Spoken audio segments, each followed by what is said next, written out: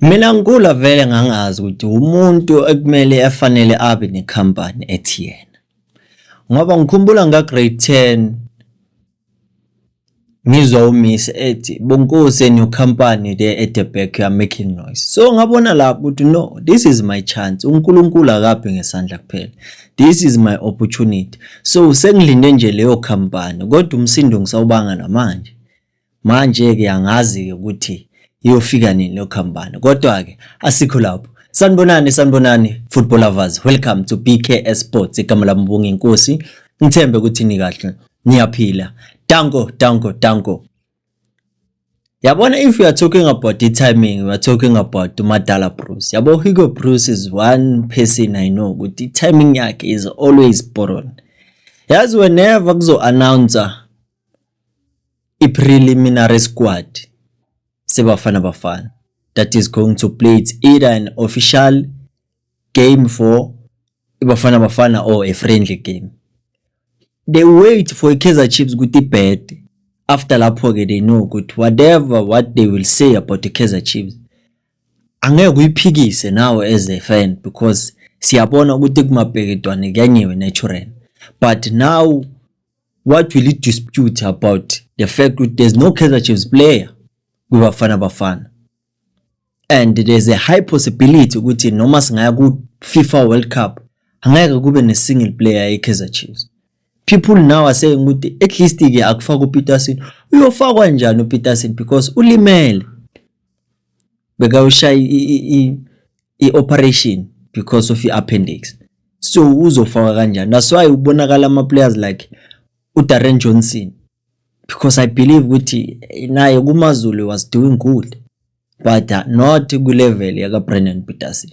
But manje akekho esingasho ukuthi deserves to be Bafana right now, because as everything is happening with the Kaizer Chiefs, the co-coaches, the players. So if it's in my hands, I think it is the best decision ukuthi kungabizwa umuntu so that the Kaizer Chiefs can get a chance ukuthi bazithole ba understand ukuthi ba maybe as a club ukuthi are they willing to compete or they are just focusing on the business side whereby ukuthi uJessica Mtaung she makes sure ukuthi she excels in that department. But when it comes to the team, I think okwamanje kusamele nje sithi sihlale phansi because we understand ukuthi simepi as ama fans and the club imepi.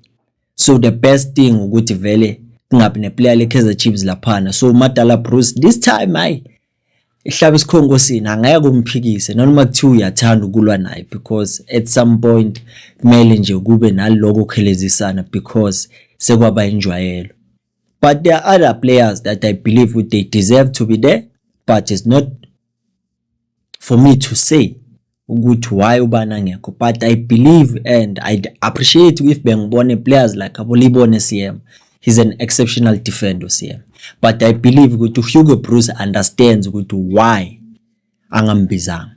But this season so far, I believe he's one contender of the defender of the season.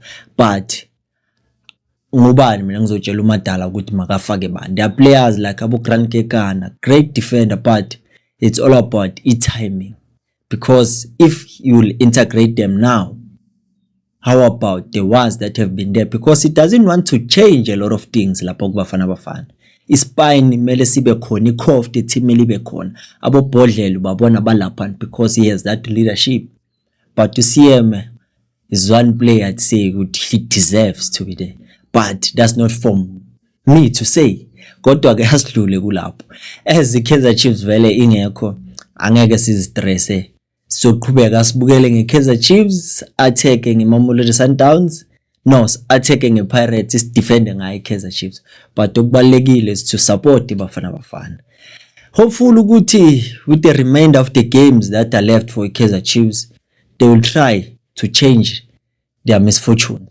At least bazame ke manje ukuthi bawina ama games because it's still possible. I believe it's just nje ukuthi now there's no clarity ukuthi are the coaches going to remain for the remainder of the season or bazofaka amatayere.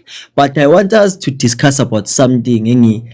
I think a lot of us misinterpreted to Kaizer Junior on that interview with Umarawa ku-MSW Marawa Sports Worldwide when he explained ukuthi we told the co-coaches ukuthi the mandate is clear. They must bring the result and the result must come quick.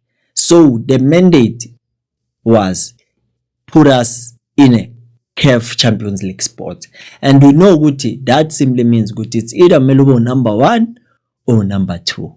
So it simply means kahle here that statement was misinterpreted by a lot of people.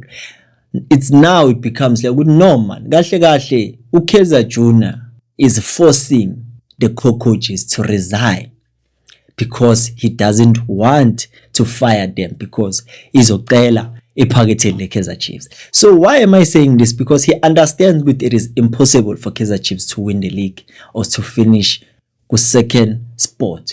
Why? Because he took a good look kuma standings and understood ukuthi Orlando Pirates and Mamelodi Sundowns seems like there are only 2 teams that are competing with bawina league. So ongayinanga league uzoba number 2. So for Kaizer Chiefs with the number of games that are remaining, it is possible for them ukuthi banga finish in a respectable position. Ngaba number 3, ngaba number 4. But for ukuthi ba finish ku number 2 or number 1, it is impossible. So they are setting the co-coaches up for failure, knowing very well ukuthi it is better ukuthi ba resign because they know that it is impossible for them to finish ku number 2 or ku number 1. So it is better ukuthi maba banika this ultimatum bazovele ba decide ukuthi no, kahle labantu laba bafuna vele si resign ngono sibanike lento abayifunayo. But it seems like ukuthi the co-coaches are not up to the task ukuthi bona ba resign, because I think now they are trying to prove a point ukuthi we are capable enough ukuthi we can give you that spot. And if it is possible sekubonakala ngabo because they understand enough ukuthi no, kahle into abafuna ukuyenza la abafuna ukusibhadala, so bafuna ukusifoster ukuthi si resign. So what can we do in order ukuthi singabaneki lento abayifuna? Let's force izinto zenzeke ngendlela yethu. That simply means one thing, sizoqhubeka regardless ukuthi kuyowenzakalani, but we will make sure ukuthi now we are no longer doing it for the sake of umsebenzi but for our dignity, ukuthi at least sacoach a team like Kaizer Chiefs sayisiza from position number 9 sayibeka in a respectable position, because the fans iyodwa into abayifunayo, iyodwa nje into abayifunayo, finish in a respectable position.